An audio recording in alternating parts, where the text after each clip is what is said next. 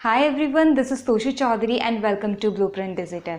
बच्चों, हम पढ़ रहे थे मैथ्स क्लास 12 का चैप्टर नंबर 12 लीनियर प्रोग्रामन यानी रैखिक प्रोग्रामन। रैखिक प्रोग्रामन में हमने शुरू की थी वर्ड प्रॉब्लम्स और आज हम करेंगे परिवहन संबंधी समस्याएं। जैसे हमने मैन्युफैक्चरिंग रिलेटेड प्रॉब्लम्स की थी यानी उत्पादन संबंधी समस्याएं की थी, आहार संबंधी समस्याएं की थी, इसी तरीके से आज हम करने जा रहे हैं परिवहन संबंधी समस्याएं। इसके ऊपर हमारा क्वेश्चन है, P और Q दो स्थानों पर दो कारखाने स्थापित हैं। P और Q हमारे पास दो कारखाने हैं। इन स्थानों से यानी P और Q से सामान A, B और C पर स्थित 3 डिपो में भेजे जाते हैं। P और Q से कुछ सामान भेजा जाता है, वो A, B और C यहाँ पर हमारे 3 डिपो स्थित हैं, उन पर भेजा जाता है। यानी आप ये बोल सकते हैं P और Q से सामान A, B और C पर भेजे जाते हैं। इन डिपो की साप्ताहिक आवश्यकता क्रमशः 5, 5 और 4 सामान की नग हैं। मतलब कि ये जो डिपो है, जो जिनको हमने ABC मान लिया, इन 3 डिपो की रिक्वायरमेंट्स क्या हैं? इनको एक हफ्ते में डिपो A को चाहिए 5 यूनिट सामान, जो भी है इसको चाहिए, इसको भी 5 चाहिए और इसको चाहिए 4 यूनिट यानी नग इन्होंने यहाँ बोला हुआ है। इसको 5 नग चाहिए, इसको 5 नग चाहिए और इसको 4 नग चाहिए एक हफ्ते में, A, B और C को। जबकि P और Q की स्थापित कारखानों की उत्पादन क्षमता 8 और 6 नग है। लेकिन साथ के साथ इन्होंने क्या दिया हुआ है कि जो P कारखाना है उसकी उत्पादन क्षमता 8 है, यानी वो 8 नग उत्पादित कर सकता है। और Q की क्षमता कितनी है? Q की 6 है, ये 6 नग उत्पादित कर सकता है। ठीक है, A, B और C को चाहिए 5, 5 और 4, P और Q उत्पादित कर सकते हैं 8 और 6। प्रति नग का परिवहन व्यय सारणी में दिया गया है। ये व्यय सारणी दी गई है।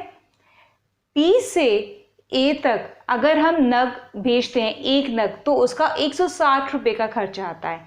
P से B पर अगर हम कोई नग भेजते हैं तो उसका 100 रुपये का खर्चा आता है। सिमिलरली P से C पर अगर हम कोई नग भेजते हैं तो सिंगल नग का 150 रुपये का खर्च आता है। इसी तरीके से कारखाने Q से डिपो A, B और C पर अगर कोई सिंगल नग भेजा जा रहा है तो उसके खर्चे क्रमशः 100 रुपये, 120 रुपये और 100 रुपये हैं। ठीक है, प्रत्येक कारखाने से कितने नग सामान प्रत्येक डिपो को भेजा जाए? मतलब प्रत्येक कारखाने से P से B और Q से भी कितने कितने नग तीनों डिपो को भेजे जाएं, जिससे परिवहन व्यय न्यूनतम हो। हमें क्या मिनिमाइज करना है?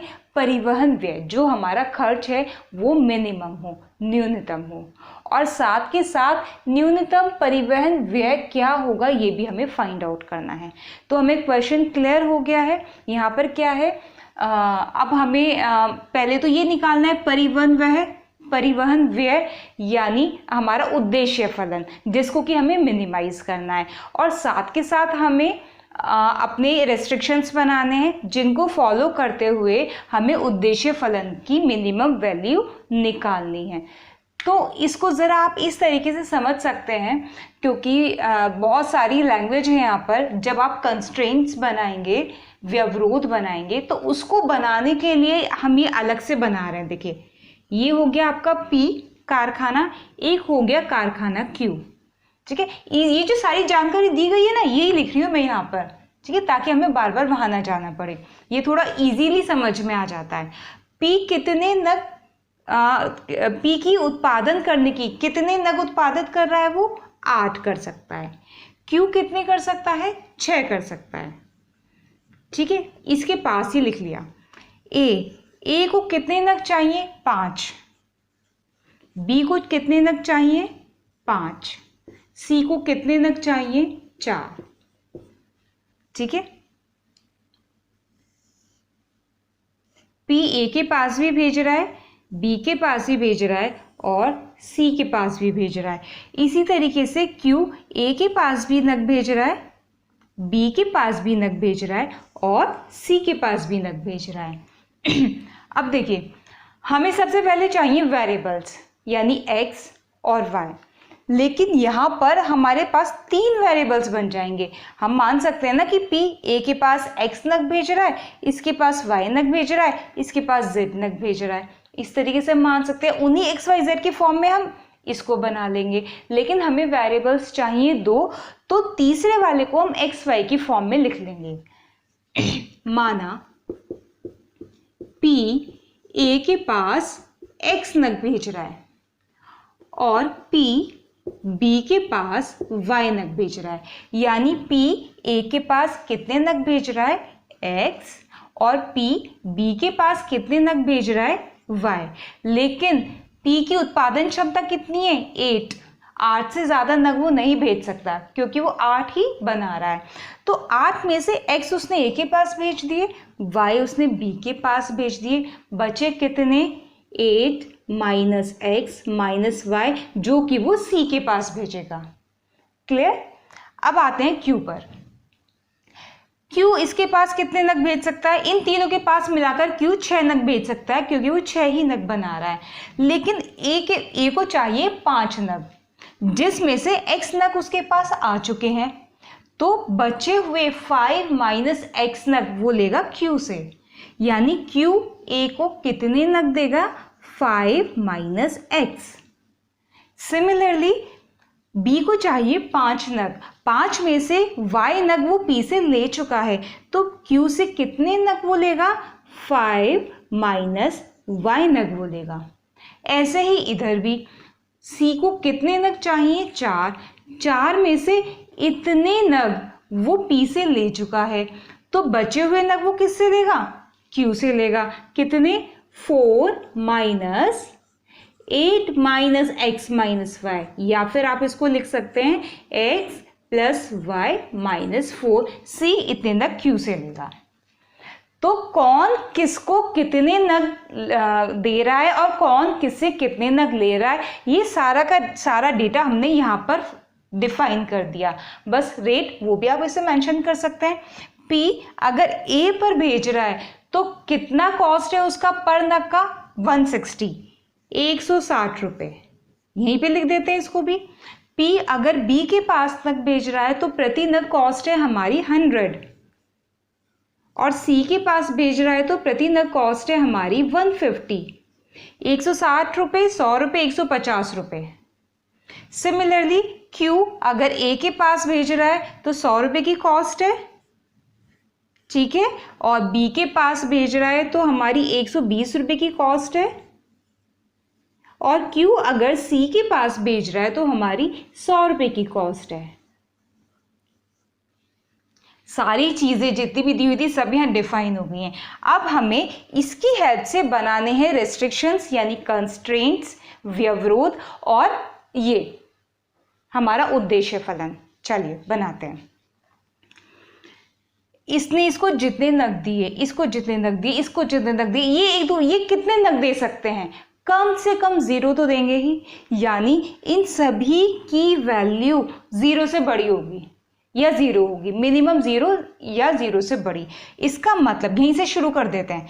x का मान कितना होगा, ग्रेटर देन इक्वल टू 0।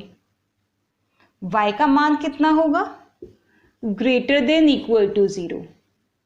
ठीक है, 8 माइनस एक्स माइनस वाई का मान कितना होगा, 8 माइनस एक्स माइनस वाई का मान greater than equal to 0। Clear. इधर से x माइनस वाई को उधर ले जाइए तो कितना बचेगा, x plus Y less than equal to 8। ठीक है, अब ये मैं व्यवरोध बना रही हूँ, इसकी वैल्यू भी ग्रेटर देन इक्वल टू 0, इसकी वैल्यू भी ग्रेटर देन इक्वल टू 0, इसकी वैल्यू भी ग्रेटर देन इक्वल टू 0, इसकी वैल्यू भी greater than equal to 0। 5 minus X greater than equal to 0। x को इधर ले जाइए तो क्या बन जाएगा, x less than equal to 5। x इधर आके बन जाएगा x less than equal to 5। इसी तरीके से 5 माइनस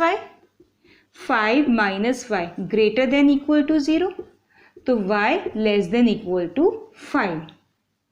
और लास्ट हमारा बच गया ये x plus Y minus 4 greater than equal to 0, यानी x plus Y greater than equal to 4। ये हमारे क्या बन गए? ये सब बन गए हमारे व्यवरोध। व्यवरोध बन गए, एक ये रहा, एक ये रहा, एक ये रहा, एक ये रहा और ये रहे नॉन नेगेटिव व्यवरोध। अब क्या बनाना है? उद्देश्य फलन। उद्देश्य फलन बनाते हैं, z बना लेते हैं पहले। z क्या है? उद्देश्य फलन परिवहन व्यय, जिसको हमें मिनिमाइज करना है। व्यय कितना है? एक नग को ले जाने का, P से शुरू करते हैं, A के पास। अगर P A के पास एक नग लेके जा रहा है तो कॉस्ट कितनी है? व्यय कितना है? 160 रुपये। लेकिन ये X नग लेकर जा रहा है तो कितनी कॉस्ट हो गई? 160X हो गई। P B के पास अगर लेकर जा रहा है तो कॉस्ट है 100 रुपये प्रति नग, और Y नग वो लेकर जा रहा है तो कितनी कॉस्ट हो गई? 100Y plus 100y plus 150 into this, यानी 150 into 8 minus X minus Y plus, अभी और भी है, ये सिर्फ अभी P का खर्च निकला है, अभी Q का भी खर्च निकलना है। 5 minus X into 100, 100 into 5 minus X plus 120 into 5 minus Y, 120 into 5 minus Y plus 100 into this, 100 into X plus Y minus 4। ये हमारा खर्च हो गया। जो उद्देश्य फलन है इसको हम थोड़ा सिंप्लीफाई कर लेंगे। कितना आएगा? 160x plus 100y plus 15 into 8 120, 0 minus 150x minus 150y plus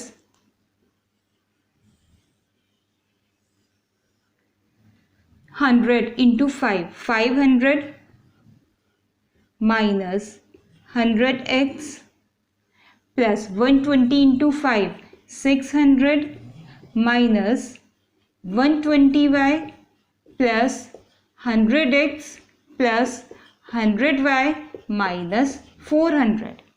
एक बार और रीचेक कर लीजिए। 160x 100y 15 into 8 1200 minus 150x minus 150y 500 minus 100x plus 600 minus 120y plus 100x plus 100y minus 400। और सिंप्लीफाई कर लीजिए, कितना आ जाएगा? z बराबर 160 माइनस 150 10, 10 बचा प्लस 100 माइनस 90। एक काम कीजिए, 100 से और 100 तो ये कैंसिल ही हो गया। अब कितना बचा? 160 माइनस 150 10, 10x, x वाले सारे हो गए हमारे। y 100y minus 150y minus 120y plus 100y, 100 और 100 200, 200 में से 150 माइनस किया 50y, 50 माइनस 120 यानी minus 70y, 50 minus 120 minus 70y, यानी हमारा ये भी हो गया x, y भी हो गया, ये भी हो गया, ये भी हो गया, ये भी हो गया, ये भी हो गया। अब क्या बचा? 1200 500 600 400। 600 में से 400 को माइनस कर दीजिए, 200 आपका बचा, 200 और 500 700 7 और 12 1900, 1900 हमारा बच गया। आप कैलकुलेट कर लीजिए, ठीक है। या फिर आप इसको ऐसे भी लिख सकते हैं, 10 कॉमन लेके x माइनस 7y प्लस 190, ये आ गया आपका उद्देश्य फलन। यानी हमारी एलपीपी बनकर तैयार हो गई मैथमेटिकली। ये हमारे व्यवरोध है और ये हमारा उद्देश्य फलन है, ठीक है। अब हम इसको ग्राफिकली सॉल्व करेंगे। तो हमारी एलपीपी क्या बन गई? दिए गए व्यवरोधों के अंतर्गत, कौन से व्यवरोध? x plus Y less than equal to 8, x less than equal to 5, y less than equal to 5, x plus Y greater than equal to 4, x greater than equal to 0, y greater than equal to 0। इन व्यवरोधों के अंतर्गत उद्देश्य फलन z बराबर 10 into x minus 7y plus 190 का न्यूनतम मान ज्ञात कीजिए। यानी हमारी एलपीपी फॉर्म हो चुकी है। अब हमें क्या करना है? इनको ग्राफिकली शो करना है। हम यहाँ से किस लाइन को ड्रॉ करेंगे? x प्लस वाई बराबर 8 को। इसी को ड्रॉ कर लीजिए सबसे पहले। इस पर कोई भी दो पॉइंट साफ साफ दिख रहा है, 0, 8 और 8, 0 इस पर है। ठीक है, तो हम 0, 8 और 8, 0 को मिलाते हैं। 1, 2, 3, 4, 5, 6, 7, 8। 1, 2, 3, 4, 5, 6, 7, 8। इन दोनों पॉइंट्स को मिलाने से हमें वो वाली लाइन मिल जाएगी। कौन सी हो गई है? x प्लस वाई, इधर लिख देते हैं, x प्लस वाई बराबर 8। दूसरी लाइन कौन सी बनाएंगे हम यहाँ से? x बराबर 5। x बराबर 5 कौन सी होगी? y एक्सिस के समांतर और 5 इकाई की दूरी पर, 1, 2, 3, 4, 5, यानी यहाँ से जाती हुई। ये हो गई हमारी x इक्वल्स टू 5। ठीक है, ये x बराबर 5 आ गई। तीसरी रेखा कौन सी आएगी इसके corresponding? y equals to 5। x अक्ष के समांतर 5 इकाई की दूरी पर, 1, 2, 3, 4, 5, ये आ गई y बराबर 5। लास्ट x प्लस वाई बराबर 4, ये किन बिंदुओं से होकर जाएगी? 4, 0 से और 0, 4 से। 4, 0, 1, 2, 3, 4, ये रहा 4, 0, 1, 2, 3, 4, ये रहा 0, 4। इन दोनों को मिलाकर ड्रॉ कर दीजिए। ये बन गई हमारी x प्लस वाई बराबर 4। चारों लाइंस आ गई। अब हम निकालते हैं सुसंगत छेद, फीजिबल रीजन। कौन सा होगा? x plus Y less than equal to 8। x plus Y equals to 8, ये रही। लेस देन इक्वल टू 8 कौन सा एरिया रिप्रेजेंट करेगी? नीचे वाला, यानी ये वाला। अपने नीचे का पूरा एरिया ये रिप्रेजेंट करेगी। x less than equal to 5, x equal to 5 ये रहा। x less than equal to 5 इधर वाला एरिया, यानी ये सारा एरिया। ठीक है, ये सारा x less than equal to 5 हो गया। y less than equal to 5, y equal to 5 ये रहा। y less than equal to 5 ये वाला एरिया। ठीक है, और last x plus Y greater than equal to 4, x plus Y equal to 4 ये रहा। ग्रेटर देन इक्वल टू 4, ये लाइन अपने से अबव वाला एरिया रिप्रेजेंट करेगी, यानी ये वाला। इस लाइन के राइट साइड वाला सारा, ऊपर वाला सारा। तो इन सब में कॉमन कौन सा आ गया? ध्यान से देखिए,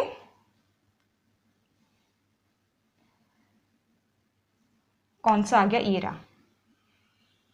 मैं अभी इसको नंबरिंग कर दूंगी, इसको नेम कर दूंगी, इसको फिगर को, तो पता चल जाएगा। ये वाला एरिया सब में कॉमन है, देखिए।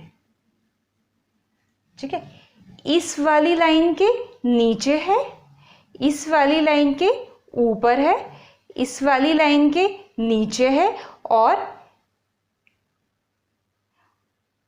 फर्स्ट क्वाड्रेंट में है। 4 लाइंस थी हमारे पास। एक लाइन ये रही, इसके नीचे, इस लाइन के ऊपर, इस लाइन के इधर, हाँ, और एक हमारी ये थी। तो ये वाला पार्ट हमारा बन गया। ठीक है, इसको भी दूसरी कलर से कर दे रही हूँ ताकि आपको समझ में आ जाए अच्छे से। देखिए, ये वाला पार्ट एक बार और देख लीजिए। इस वाली लाइन के इधर वाला पार्ट, इस वाली लाइन के नीचे वाला पार्ट, इस वाली लाइन के राइट साइड वाला पार्ट, इस वाली के ऊपर वाला, इस वाली के ऊपर वाले पहले क्वाड्रेंट में। अब हमें क्या निकालना है, कॉर्नर पॉइंट्स। ये पॉइंट निकालने हैं ना सारे जिन पर हम x के मान निकालेंगे। निकालिए, ये वाला पॉइंट कितना है, ये है y इक्वल्स टू 5 और x इक्वल्स टू 0, यानी ये पॉइंट हो गया हमारा 0 5 0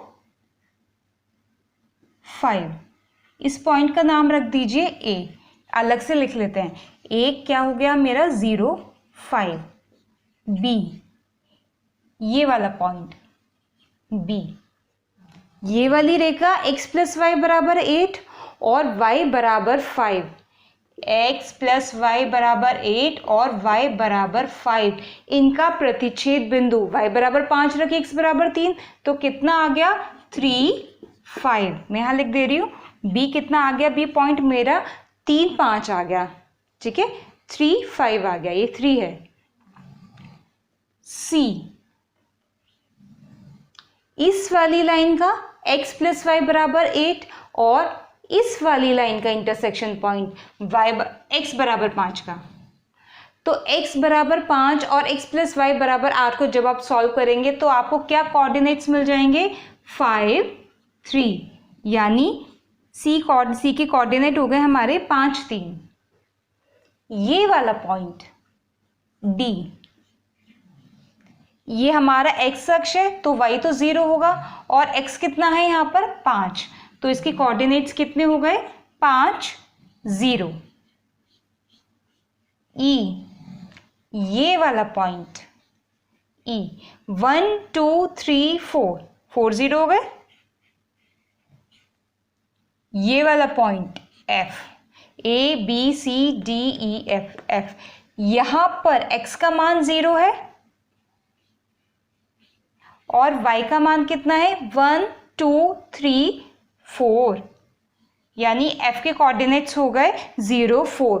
हमारे सारे कॉर्नर पॉइंट्स आ चुके हैं a b c d e f, ये रहे। अब हम इन सभी कॉर्नर पॉइंट्स पर क्या निकालेंगे, उद्देश्य फलन का मान निकालते हैं। कोणीय बिंदु और इधर निकालते हैं z।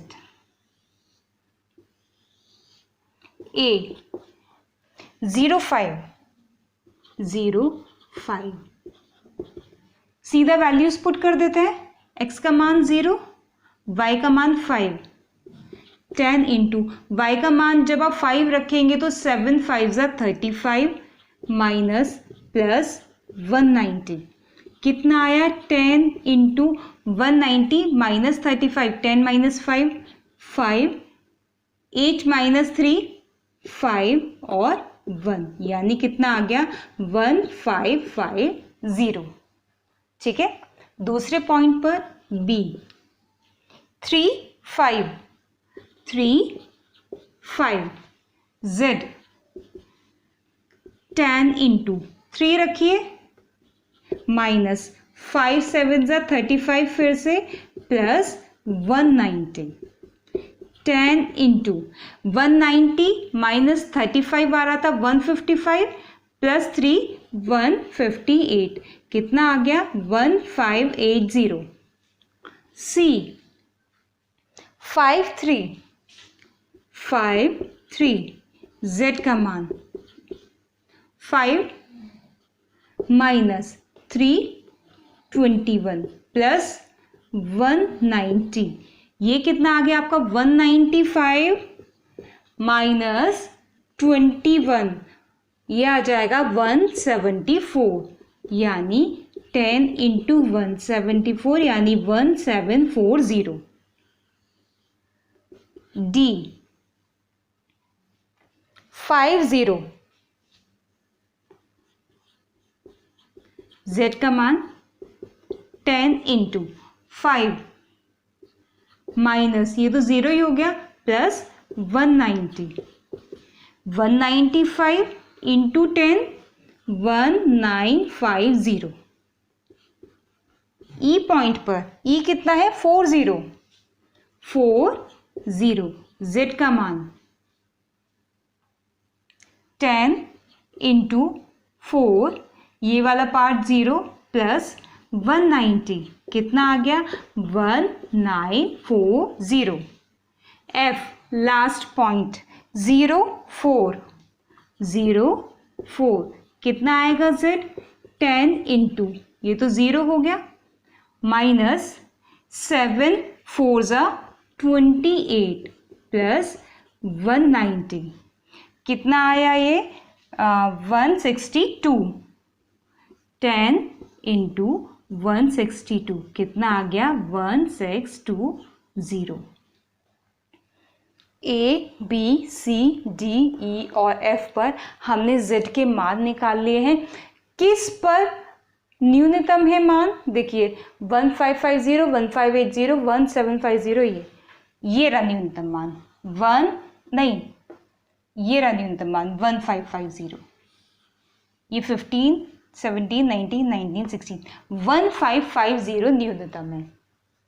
हमारे बाउंडेड कर्व था, ठीक है, अनबाउंडेड तो नहीं था। बाउंडेड कर्व है तो जो हमारा न्यूनतम मान आया है वही हमारा न्यूनतम परिवहन व्यय है, यानी मेरा न्यूनतम परिवहन व्यय आ चुका है जो कि रिक्वायर्ड था, वो है 1550 यानी 1550 रुपये हमारा न्यूनतम व्यय है। अब इन्होंने क्या पूछा है? न्यूनतम परिवहन व्यय ये हो गया हमारा। अब प्रत्येक कारखाने से कितने नग सामान प्रत्येक डिपो को भेजा जाए जिससे कि परिवहन व्यय न्यूनतम हो।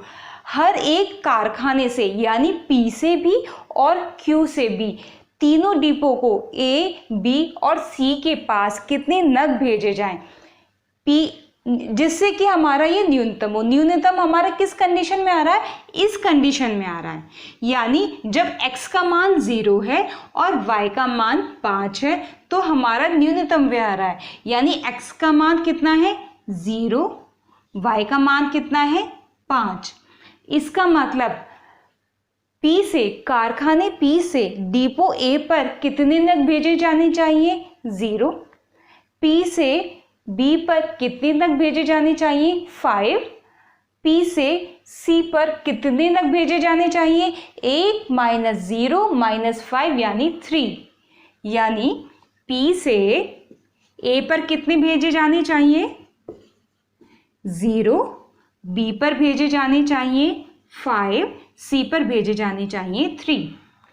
Q से X 0 है और Y हमारा 5 है। Q से A पर कितने जा रहे हैं 5 माइनस एक्स यानी 5 माइनस 0 यानी 5। Q से B पर कितने नग जा रहे हैं 5 माइनस y यानी 5 माइनस y यानी 5 माइनस 5 यानी 0।